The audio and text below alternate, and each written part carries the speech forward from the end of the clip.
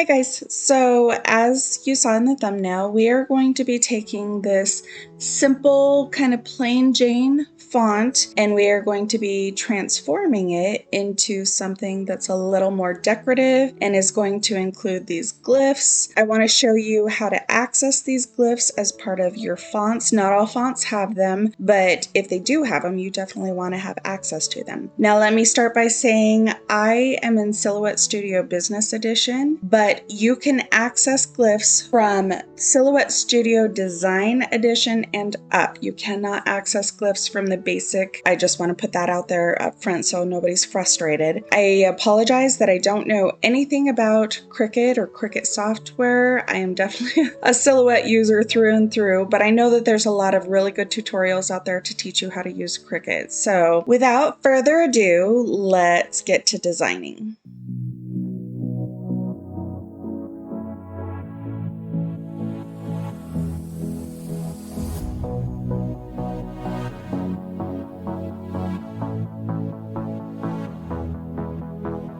Anyway, all right, so first and foremost, we are going to come over here to this text tab. We're going to left click and bring it back to our design mat. We are going to left click again. That's going to give us a cursor, a blinking cursor, which signifies that we are ready to type whatever we want to type. So I am just going to capital DAWSON''S. I'm going to change this to black so that you guys can see it well enough. Let me increase the size here. Now I have downloaded the fonts that I'm going to use from Creative FABRICA, and I will have a link to them in the description. If you guys haven't checked them out, they're a really amazing website. If you want to try it out, they are offering my viewers your first month for only $1 membership. You can go on there and access individual files like you can on like Etsy or something like that, but once you guys get in there and see, you will want to do the membership. I think it's a way better deal. All the fonts, all the graphics, all the crafts, access to classes, it's all included in that membership price. And anything you download is of course yours to keep forever. I like that each and every file on their website comes with a commercial license, so you don't have to worry about getting in trouble if you happen to make something and sell it. Anyway, that's enough about that. Like I said, I'll put a description or a link in the description for that. I have already downloaded the fonts that I want, so we're going to come over here and we're going to click on this A, which is actually the text style panel, and it looks very similar to the one over here, but this is going to have the list of all of your fonts that are downloaded on your computer. And if anybody needs help with downloading fonts onto your computer, let me know and I'll try to do a tutorial on that. So I am going to scroll down. The font that I want to use is Samantha Craft. I'll have an individual link for just this file down in the description. I like Samantha Craft because it comes a little bit bolder, so that if I were going to use this as a cut file for vinyl or whatnot, it is much more friendly to cut with. While this is still selected, we're going to come up to the top of this text style panel, and there's a G up here, which tells me that that's the glyphs menu. So I'm going to click on that, and then in that glyphs menu, it will show you everything associated with this font. If you hover your mouse over each individual one, it'll give you a little bit bigger of a view. I'm going to come back over here. I'm going to click on the A because I want to be able to give myself a place to click and add a letter on my canvas here. So I'm going to left click, which gives me that blinking cursor. And then I'm going to come back over here. And this one is the one I'm going to use because it most closely resembles the S's that are already in there. So I'm going to left click and it's going to bring it into my design panel here. Let me increase the size here so we can see it. I'm going to change the color to kind of this teal color, and I'll show you why here in a second. Okay, so I am going to overlay it right on top of the font I already have going. Let me zoom in here so I can get you guys a good view. So I am going to be moving this, and what I'm doing here is trying to make it the same size as what is already on the screen so that I can be in sync with the rest of the letters here. And you can use your arrow keys on your laptop or computer to kind of nudge it. All right, so once you get it to about where you would like it, I'm going to just leave this one here now, and I'm going to come back over to this glyphs panel, and I'm going to go back up to the D's. This is the one I'm going to be working with here. So I'm going to come over and I'm going to click that A to give me a blinking cursor, come back over and click on this file or this letter that I would like, bring it into my design. For viewing, I'm going to make it that same teal fill and teal line work.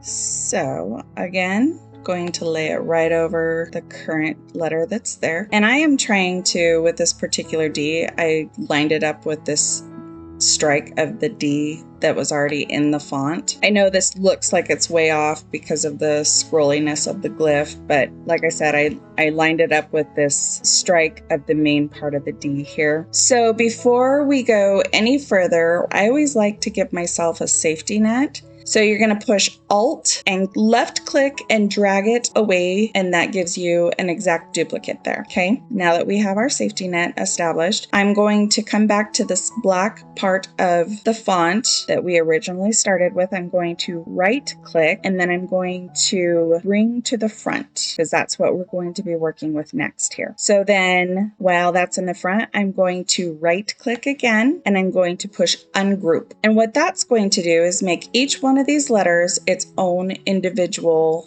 entity, if you will, so that I can access and move them around individually on their own. Now that these are all separate letters, I'm going to left click on this D, drag it off, left click on this S, drag it off, and I'm not going to be using these anymore in this design, so I'm just going to delete them. This would look okay as it is, but I want to bring this S over to where it meets the tail of the N, so that when we weld these together, which I'm going to show you guys in a minute, this will be one piece here. Also, with this black apostrophe, I don't want it to stay in that glyph area, so I'm going to bring it down where I think it'll be good placement. I'm going to left click on it and come up here to this circle, which allows you to rotate it 365 degrees. It stays exactly in the same place, but it just allows you to rotate it one way or the other. So I am actually going to rotate it to the right just a little. And what I'm looking for here is kind of a lining up with the sideways of any of these letters. So it kind of looks like it was meant to go like that. Those are done. And I am going to now, just like I did up there, before I go to the next step and do kind of a permanent or semi-permanent, you can always come up here and backtrack, but I like to give myself little steps along the way to save myself. So I'm going to left click, drag, and then Alt, left click,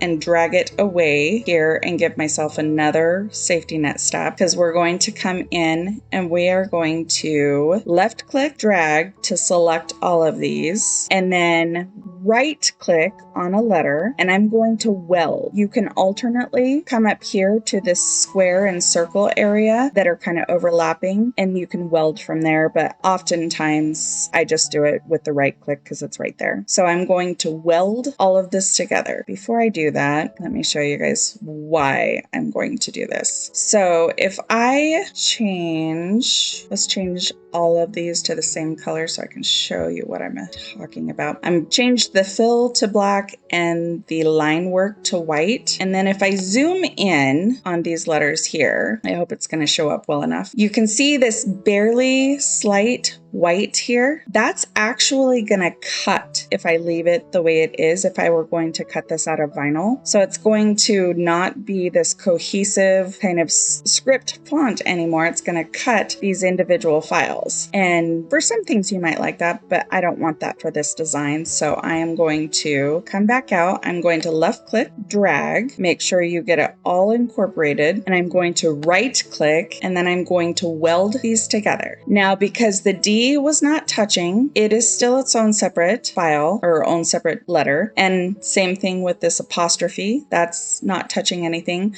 But all of these letters that we're touching are now welded together. I cannot separate them unless I click back or whatever. So because they are all separate letters or groups of letters, if I were to try to move this right now, it would just take that away and not grab the whole thing. So I want to make sure that I left click, drag, and make sure I capture it all. And then you can come up here and push group selected shapes, but I, again, oftentimes work off of a right click, and then I'm going to come down here and group it. This allows me to grab and drag the entire thing. It is one solid piece now. I wanted to click there. I still have the white line work going, and I wanted to show you guys that in this W meets the A, there is no longer that white line. So it's not going to cut here. It's just going to cut along the outside of this font. I hope I'm making sense. If you guys have any questions, definitely leave them in the comments and I'll try to follow up and do a better description. All right, so now that that's all the way I would like it to be, I'm going to come over here to this text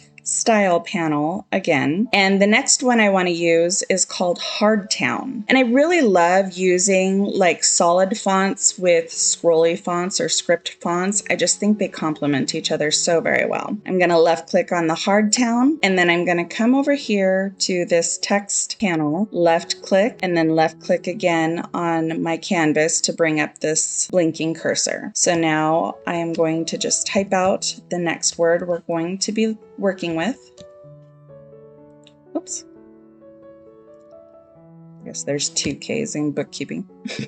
Left click it, select it, fill color black, line black. So this is going to be kind of a personal preference when your design work. I feel like design is in the eye of the beholder. But for me, I wanted to kind of nestle this up in here, but I also didn't want it to just be tiny and hanging off the end. So I'm going to increase the size of this word, and I know it's going to look messy for a second. Bear with me, guys. And I'm going to, let me change the color of this actually, that teal color, so you guys can see what I'm doing. I'll increase the size here. So what I'm doing here is I'm trying to get that B to line up here, kind of where that swoosh comes around. So zooming out here. So I just want it to kind of line up with the edge of this S here. My B is kind of lining up with the side of this A. My G is kind of lining up with the side of this S. And then where my B comes together here is right about where this is going to crisscross. When I was doing this design, I still wanted like a similar scrolly font or glyph here as this glyph here, but I obviously don't want it to take away from the word bookkeeping. So we're going to left click to select it. We're going to come over here to this star within a star. That's the offset panel. Left click. I'm going to click offset. And that's going to automatically give me that surround for each letter. So right now it's placed at 125, and I don't want it that big because it's kind of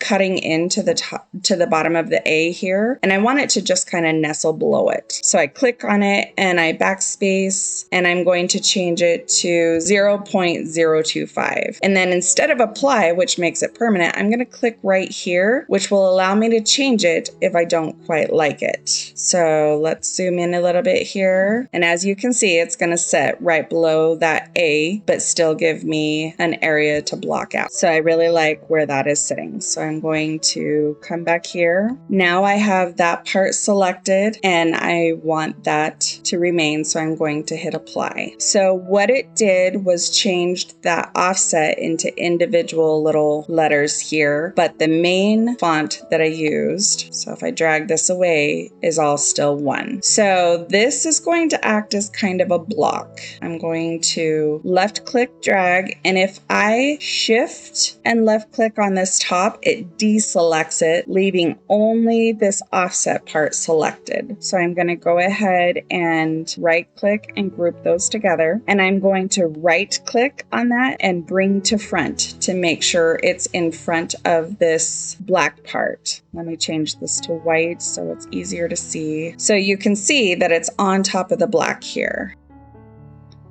It's actually blocking out part of the black. If you guys are liking this video or getting value out of this video, can you please hit the thumbs up button? It really helps the channel and it helps me to know what is stuff that you guys like to see and would like to focus my energy on. Also, if you haven't yet, consider subscribing.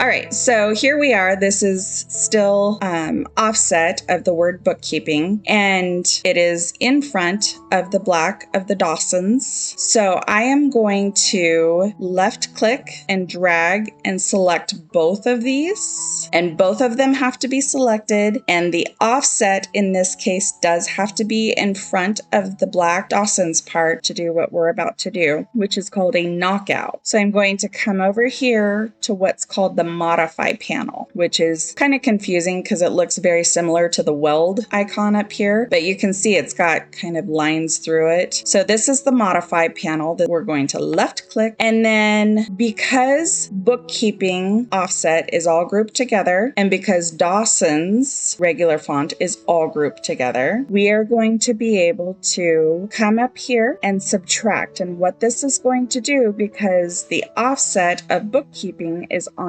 top of the Dawsons, it's going to cut out each of these letters out of this black part. So it's both of these are selected, the offset of bookkeeping is on top, and I'm going to come up here and I'm going to subtract. Okay, you can see all these little boxes. It's now cut it into a couple of different individual parts, but right here is what I want to focus on. So see how these are kind of individual? I don't want any of this in here. I want to just cut that off. Alternately, you could have just sliced it off with the knife tool. I just like this because I liked that the letters will be able to line up perfectly, kind of OCD like that. So I'm going to select all of these. I'm holding the shift and just tapping on them, and then I'm going to push delete. That gets rid of all of that. And because all of these are anything that wasn't touching is back to being an individual little part, I'm going to select all of the parts of Dawson. I'm going to right click and I'm going to group them together. So now we have that part of the little scrolly design is gone. So I'm going to come up here and I'm going to nestle this B and the A kind of where I had it to begin with. So I want it to be about equal amounts from here and equal amounts from here. So we'll bring that down just a little bit, and that looks good. So now it is nestled in. We don't have all the messiness of being on top of that lower scroll, but I do still have a cohesive kind of swirl here that ties it all in together. So I am going to just change this back to the black that I had in the beginning. I like the way this design looks. I don't want to change anything about it. I am going to left click,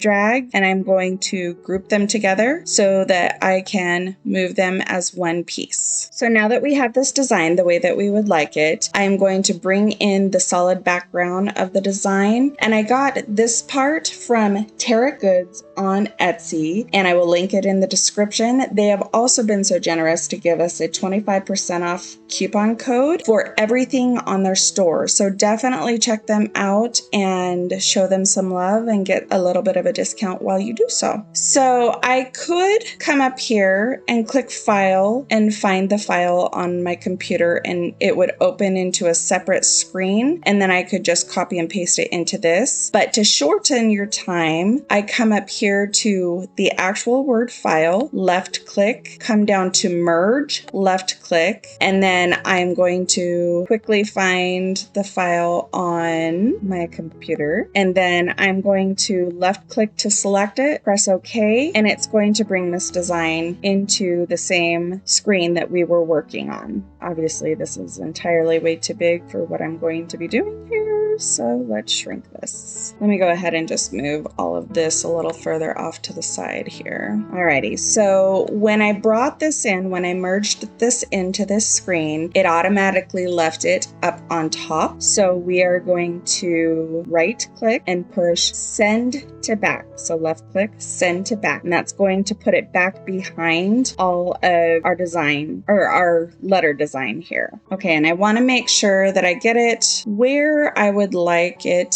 on. This is kind of a sunflower tooled leather look. And so I want it just a hair below, because this top part is going to go right at the top of the cup. So I want it to be just a tiny bit below that. Actually, I think I want this to be a little bit smaller within this design to be able to see the sunflowers a little bit. And I want to make sure for me that it's kind of centered. Like I said, I'm a little OCD. So now that we've got this centered where we'd like it, I'm going to create an offset of this to then be able to do a knockout in this background. So I'm going to left click and select the words. I'm going to come down here to this offset panel, left click to open it, and I'm going to come up here to offset, left click it, and it's currently at 0.125, which I think for what I'm going for is a little too big. So I'm going to resize this down to 0.050,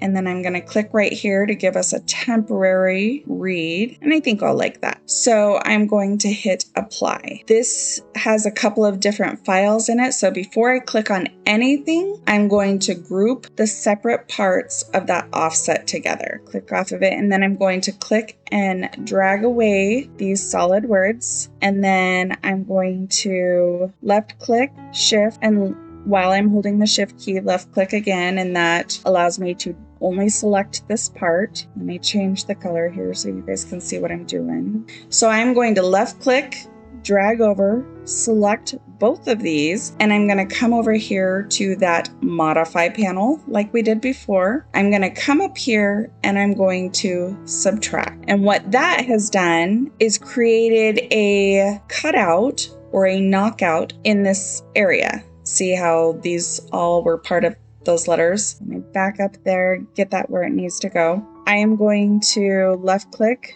drag over it, and group it all together so they're all one solid piece. And the reason I did this is because on my cup that I will show you guys in the next video, I have sectioned out a V part that I'm going to put this on, and I have spray painted that white.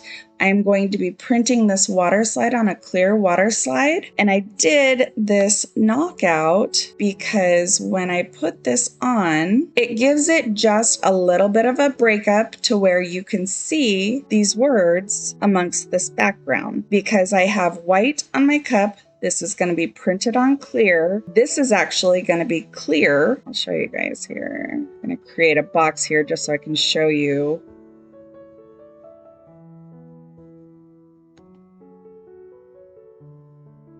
So if I would have painted my cup blue, then the blue is what you would see through this. But because I painted my cup white, that's what you're going to see, and it's going to allow this wording to really kind of pop. So now this is all ready to send to my printer. I do have a video that shows how I set up my printer and the settings that I use for my printer, but how I get a water slide ready to then put on a cup. I will link that in the description. But that's it for this tutorial, and I hope you guys enjoyed it, and I will see you on the next one. Have a good day, y'all. Bye-bye.